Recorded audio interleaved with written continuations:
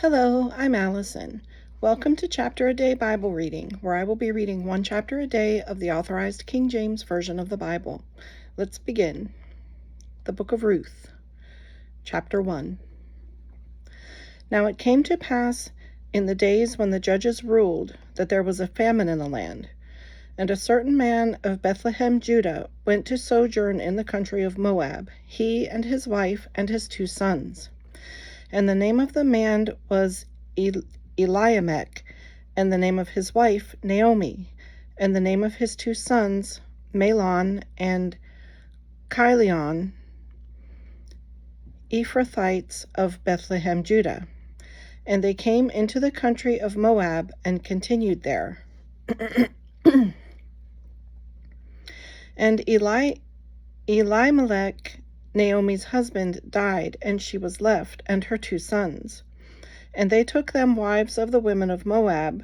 The name of the one was Orpah, and the name of the other Ruth. And they dwelled there about 10 years. And Mahlon and Chilion died also, both of them, and the woman was left of her 2 sons and her husband. Then she arose with her daughters-in-law, that she might return from the country of Moab. For she had heard in the country of Moab how that the Lord had visited his people in giving them bread. Wherefore she sent forth out of the place where she was, and her 2 daughters-in-law with her, and they went on the way to return unto the land of Judah. And Naomi said unto her 2 daughters-in-law, Go, return each to her mother's house. The Lord deal kindly with you, as ye have dealt with the dead and with me. The Lord grant you that ye may find rest, each of you in the house of her husband. Then she kissed them, and they lifted up their voice and wept. And they said unto her, Surely we will return with thee unto thy people. And Naomi said, Turn again, my daughters. Why will ye go with me? Are there yet any more sons in my womb, that they may be your husbands? Turn again, my daughters, go your way, for I am too old to have an husband. If I should say, I have hope, if I should have an husband also tonight, and should also bear sons, would ye tarry for them till they were grown? Would ye stay for them from having husbands? Nay, my daughters, for it grieveth me much for your sakes that the hand of the Lord is gone out against me.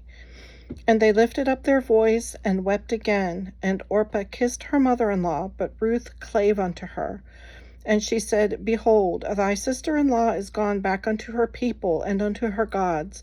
Return thou after thy sister-in-law.